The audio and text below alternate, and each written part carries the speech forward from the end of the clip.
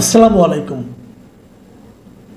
প্রিয় দর্শক, আপনারা জানেন আর কদিন পরে মানে এই সেপ্টেম্বরের 21 তারিখে প্রধান উপদেষ্টা ডক্টর মোহাম্মদ ইউনূস যুক্তরাষ্ট্রে যাচ্ছেন। উনি যুক্তরাষ্ট্রে যাচ্ছেন জাতিসংঘের সাধারণ পরিষদের ৮০তম অধিবেশনে যোগ দিতে। গত বছর যখন উনি দায়িত্ব নিয়েছিলেন তখন উনি এই অধিবেশনে যোগ দিতে মানে ৭৯তম অধিবেশনে যোগ দিতে কিন্তু যুক্তরাষ্ট্র গিয়েছিলেন। সেবার তিনি সঙ্গে নিয়ে গিয়েছিলেন এই মাহফুজ আলম সহ আরও কয়েকজন ছাত্রকে। এবার তিনি সঙ্গে নিয়ে যাচ্ছেন ৪ জন রাজনীতিবিদকে, ৩টি দলের ৪ জন রাজনীতিবিদ। এই ৪ জন রাজনীতিবিদকে বিএনপি থেকে যাচ্ছেন বিএনপির মহাসচিব মির্জা ফখরুল ইসলাম আলমগীর, আর বিএনপির ভারপ্রাপ্ত চেয়ারম্যান তারেক রহমানের পররাষ্ট্র বিষয়ক উপদেষ্টা ও দলের কেন্দ্রীয় কমিটির আন্তর্জাতিক বিষয়ক সম্পাদক হুমায়ুন কবির। এই ভদ্রলোক মোটামুটি অচেনা, উনি মানে জাতীয় রাজনীতিতে ওনার খুব একটা নাম দাম আমি এর আগে শুনিনি। আর যাচ্ছেন বাংলাদেশ জামায়াতে ইসলামীর নায়েবে আমির ডক্টর আবদুল্লাহ মোহাম্মদ তাহের, এবং সেই সঙ্গে যাচ্ছেন অবধারিতভাবেই ডক্টর ইউনূসের প্রিয় দল এনসিপির সদস্য সচিব আখতার হোসেন। এখন এই লোকগুলোকে কোন ক্রাইটেরিয়ায় নির্বাচন করা হলো এটা কিন্তু একটা বড় প্রশ্ন। কারণ দেখেন, জাতীয় ঐক্যমত্য কমিশনে প্রায় ৩৫টা রাজনৈতিক দল অংশ নিচ্ছে, এবং সেখানে কখনো বলা হয়নি যে কোন রাজনৈতিক দলের কথা বেশি শোনা হবে, কোনটাকে কম শোনা হবে। হিসেব অনুযায়ী সব দলই তো একই রকম, সবাই তো একই রকম গুরুত্ব পাবে, এটাই তো প্রত্যাশা করা যায়। তা না হলে আমরা এটাকে একটা নির্দলীয় সরকারি বা কেন বলবো? তা না হলে আমরা এটাকে একটা নিরপেক্ষ সরকারি বা কেমন বলবো? তা না হলে আমরা নির্বাচনের জন্য একটা লেভেল প্লেইং ফিল্ড তৈরি হয়েছে এমন দাবি বা কীভাবে করব? কিন্তু আপনারা দেখবেন, যখনই ডক্টর ইউনূস কোনো আলোচনার জন্য রাজনৈতিক দলদেরকে ডাকেন তখন প্রথমেই ডাকেন এই 3টা দলকে, এবং তারপরে যেন লোক দেখানোর জন্য অন্য দলগুলোকে ডাকা হয়। এনসিপির জনপ্রিয়তা অথবা এনসিপির ভোট কত, এটা কি কখনো পরীক্ষা করা হয়েছে? কখনো পরীক্ষা করা হয়নি। এই দলটার কি কোনো জাতীয় নিবন্ধন আছে নির্বাচন কমিশন থেকে? তাও নেই, এটা অনিবন্ধিত দল। এবং এই দল কি অনেক বেশি জনপ্রিয় তার প্রমাণ তো আমরা কয়েকদিন আগে ডাকসু নির্বাচনে পেলাম। 5 থেকে 6 নম্বরে তারা হয়েছে, এবং এতই জনপ্রিয় যে তারা চট্টগ্রাম বিশ্ববিদ্যালয়ের কমিটি পর্যন্ত দিবে না, মানে নির্বাচনের অংশগ্রহণ নেওয়ার সাহস পাচ্ছে না। এমন একটা দলের অনভিজ্ঞ একজন লোককে নিয়ে উনি যাচ্ছেন। আগেরবার গিয়েছিলেন মাহফুজ আলমকে যে নিয়ে বিশ্বমঞ্চে যে নিয়ে মাস্টার মাইন্ড হিসেবে পরিচয় করে দিয়েছেন, পরে আবার স্বীকার করেছেন এটা তার ভুল হয়েছে। তো এরকম কাজই তো হবে এখন, কিন্তু সেটা হোক, সেটা নিয়ে আমার কোনো বক্তব্য নাই। আমি জানতে চাচ্ছি যে উনি যখন নিলেন, ওরা নেওয়ার একটা উদ্দেশ্য থাকতেই পারে, সেই উদ্দেশ্য নিয়ে আমি টুকটাক একটু আলাপ করতে চাই। কিন্তু তার আগে আমার প্রশ্ন, এই দলগুলি কি করে গেল, কেন যাচ্ছে ওনার সঙ্গে, কী হিসাবে যাচ্ছে? বিশেষ করে যে দলটার উপর আমরা সবাই খুব ভরসা করি, তাকিয়ে থাকি, বড় দল হিসেবে বিবেচনা করি, যারা নানা রকম নেতা, যাদের নেতাদের কথাবার্তায় আকার ইঙ্গিত নানাভাবে প্রকাশিত হতে থাকে যে তারাই হয়তো আগামীতে ক্ষমতায় আসছেন, সেই বাংলাদেশ জাতীয়তাবাদী দল বিএনপি, তারা কিভাবে ডক্টর ইউনূসের সঙ্গে কোন বিবেচনায় যাচ্ছেন, এটা কিন্তু আমার মনে একটা বড় প্রশ্ন। এই প্রশ্নটা নিয়ে আমি একটু আলোচনা করতে চাই। দেখুন, তারা যখন যাবেন, এই জিনিসটা আমরা প্রথম জানলাম হলো গিয়ে যে প্রেস সচিব যিনি আছেন প্রধান উপদেষ্টা, তিনি একটা ব্রিফিং করলেন, এবং পররাষ্ট্র উপদেষ্টা যিনি আছেন তিনিও বললেন, দুজনেই বলেছেন, দুজনের কাছ থেকে কিন্তু আমরা জেনেছি। প্রেস সচিব কী বলেছেন শুনেন।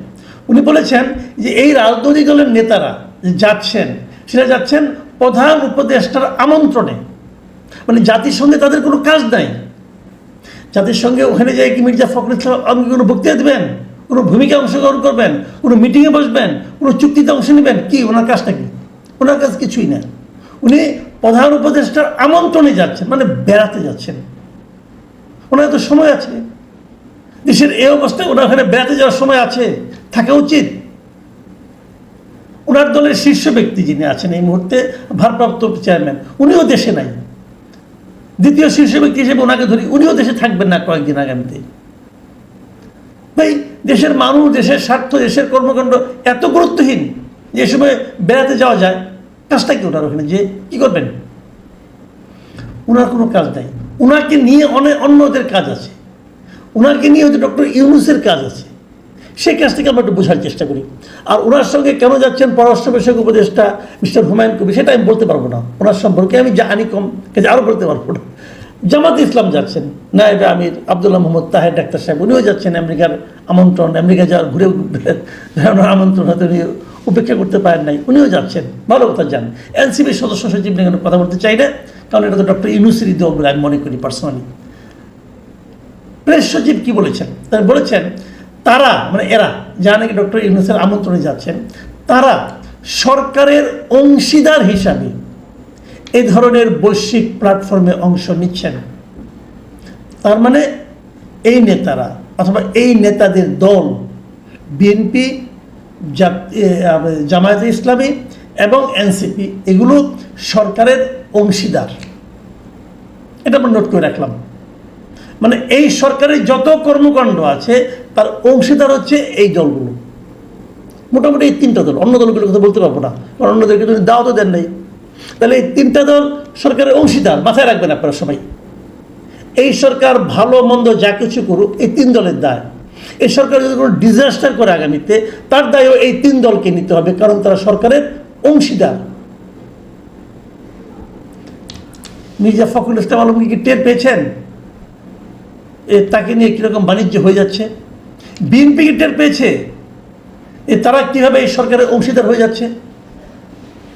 বিএনপি বলেছিল তারা সরকারকে সমর্থন দেবে, সমর্থন দেওয়া এক কথা, আর অংশীদারিত্বের মধ্যে ঢুকে যাওয়া আরেক কথা। আমি মাঝে মাঝে বুঝি না এদের রাজনীতিগুলি কেমন।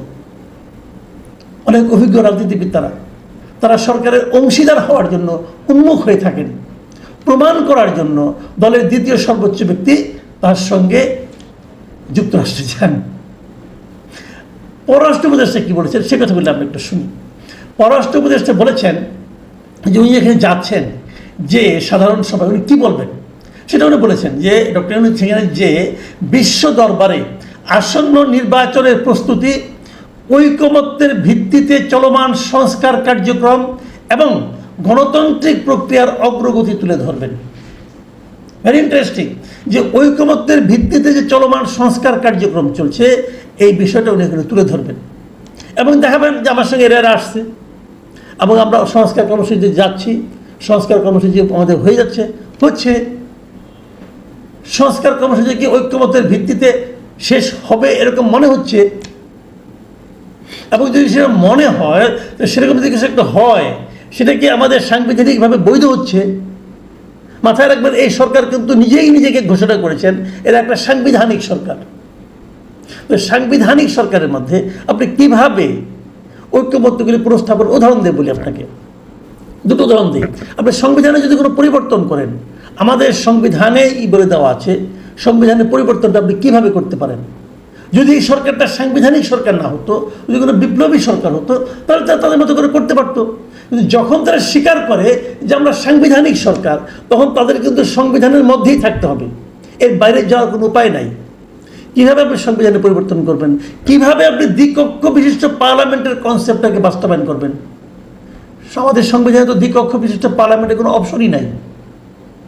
তো সেরকম একটা সংস্কার কর্মসূচি নিয়ে যখন নাকি একটা অচল অবস্থা তৈরি হয়েছে, সেই সময় ডক্টর ইউনূস ওনাদেরকে সঙ্গে নিয়ে যে বলবেন যে আমরা একটা ঐক্যমত্যের ভিত্তিতে সংস্কার কার্যক্রম চালাচ্ছি এবং এটা সফল হবে। এবং পররাষ্ট্র উপদেষ্টা বলেছেন যে দেশের বিশেষ রাজনৈতিক পরিস্থিতির প্রেক্ষিতে এবারে প্রধান উপদেষ্টার সফর সঙ্গী হচ্ছেন 4 জন রাজনৈতিক দলের প্রতিনিধি। মানে দেশের একটা বিশেষ রাজনৈতিক পরিস্থিতি এই মুহূর্তে বিরাজ করছে, যখন ডক্টর ইউনূসকে বিশ্ব দরবারে দেখানোর প্রয়োজন হয়ে গিয়েছে যে এই সকল রাজনৈতিক দলগুলো আমাদের সঙ্গে আছে। তাহলে 3টা আছে আর বাকিগুলো নাই নাকি আছে? এরা কি বাকিগুলোর প্রতিনিধিত্ব করবে? কিভাবে? আমার কাছে ক্লিয়ার না। আমি খালি একটা কথা বলে শেষ করি, আসলে ইস্যুটা অন্য জায়গায়। আমি যেটা মনে করি ইস্যু হচ্ছে দুটো। একটা হলো তার সমস্ত যেটা আমি এতক্ষণ ধরে বললাম, তার সমস্ত কর্মকাণ্ডে, তার সরকারের সমস্ত কর্মকাণ্ডের ব্যর্থতা হোক, সফলতা হোক, আউলা ঝাউলা বাজানো হোক, যত কিছু হোক, তাতে উনি বিএনপিকে এবং জামাতকে পার্ট করে নিলেন, এবার পার্ট হয়ে গেলেন, 1 নম্বর। দ্বিতীয় যেটা, এবং এটাই সম্ভবত সবচেয়ে গুরুত্বপূর্ণ ইস্যু, যেটা বলে আলোচনা শেষ করব, সেটা হলো এই সরকারের ইদানিংকালে বিদেশের মাটিতে কিছু তিক্ত অভিজ্ঞতা হচ্ছে। সেই তিক্ত অভিজ্ঞতাগুলি কি? যেমন কয়েকদিন আগে আমরা দেখলাম যে ইংল্যান্ডে, লন্ডনে তথ্য বিষয়ক উপদেষ্টা যিনি গিয়েছেন মাহফুজ আলম, ওখানে ওনার গাড়িকে লক্ষ্য করে ডিম ছোড়া হয়েছে, হইচই করা হয়েছে, স্লোগান দেওয়া হয়েছে, অনেক কিছু হয়েছে। আওয়ামী লীগ করেছে, আওয়ামী লীগ ওখানে যারা আছে তারা করেছে। এই যে বিদেশের মাটিতে পলিটিক্যাল কার্যক্রম, পলিটিক্যাল কোনো লিডার গেলে তাকে অপমান অপদস্থ করার যে বন্দোবস্তটা, এটাকে আমি ব্যক্তিগতভাবে সমর্থন করি না। এটা আগেও করতাম না, এখনও করি না। আগে আওয়ামী লীগের আমলে বিএনপিরা করতো, আবার বিএনপিকে প্রতিহত করার জন্য আওয়ামী লীগের লোকজন থাকতো। একদিক দিয়ে প্রধানমন্ত্রী বেরোতেন, দুই পাশ থেকে দুই ধরনের স্লোগান হতো। এই যে বিষয়গুলো না, এটা আমাদের সারা দুনিয়ায় বিদেশের মাটিতে আমাদের যে জাতীয় চরিত্র সেটা প্রকাশিত করে, এবং এটা খুব সম্মানজনক হয় বলে আমি মনে করি না।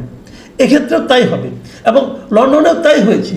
লন্ডনে হয়তো কেউ কেউ উল্লাস অনুভব করেছে যে আমরা ডিম মারতে পেরেছি, হয়তো নিজের আলোচনা করেছে, তুমি 5টা মেরেছি, আমি 10টা মেরেছি, এগুলো হতে পারে, কিন্তু এটা খুব ভালো কিছু হয় বলে আমি মনে করি না। কিন্তু আমরা একটা উল্টা দিকও একটা আছে। উল্টা দিকটা হলো এই যে এই দলটাকে আপনি দেশে কোনো কথা বলতে দেন না, একটা পলিটিক্যাল পার্টিকে আপনি কথা বলতে দেন না, মিছিল করতে দেন না, এমনকি মাইকিং করেন যে এরা যেন কোনো বাড়ি ভাড়া না পায়। তো সেই ক্ষোভটা প্রকাশের একটা জায়গা তো লাগবে, এবং সেই জায়গাটা যদি তারা বিদেশের মাটিতে করে নেয়, আপনি কি বলবেন? এটা হতে পারে। কিন্তু আবার এখন ডক্টর ইউনূসকে সেই ভয়টা পেয়েছেন যে নিউ ইয়র্কে তার জন্য সেরকম একটা পরিস্থিতি অপেক্ষা করছে। কারণ আমি যতটুকু শুনেছি আওয়ামী লীগের সেই জন্য একটা প্রস্তুতি আছে, যারা ওখানে আওয়ামী লীগ করেন। তাহলে কি মির্জা ফখরুল ইসলাম আলমগীরকে নিয়ে ওখানে পাল্টা বিএনপিকে নিয়ে দাঁড় করাবেন, অথবা আব্দুল্লাহ মোহাম্মদ তাহেরকে নিয়ে জামাত ইসলামের লোকজনকে দাঁড় করাবেন? এনসিপির কেউ নাই রে ভাই। এনসিপি কিছু থাকলে পরে ওটা আমরা মাহফুজ এবেলে দেখতাম, ওরা কিছু করতে পারবে না। তো তাহলে কি হবে? জামাত বিএনপি একত্রিত হয়ে আওয়ামী লীগের সঙ্গে মারামারি করবে, এবং তার মাঝখানে ডক্টর ইউনূস মির্জা ফখরুল হেঁটে যাবেন। দৃশ্যটা একবার কল্পনা করুন, ভিজুয়ালাইজ করুন। আমাদের জন্য অনেক সম্মান বই নিয়ে আসবেন এরা। আমি কিছুই বুঝি না যে আলটিমেটলি এই দেশটাকে, এই দেশের মান সম্মান ইজ্জতকে এই দেশের নেতৃবৃন্দরা কোথায় নিয়ে যাচ্ছেন। আমরা অপেক্ষা করব, দেখব 26 তারিখে ভাষণ দেওয়ার কথা ওনার, সেদিন কি হয় আমরা দেখি। প্রিয় দর্শক, এখন এই পর্যন্তই। আল্লাহ হাফেজ।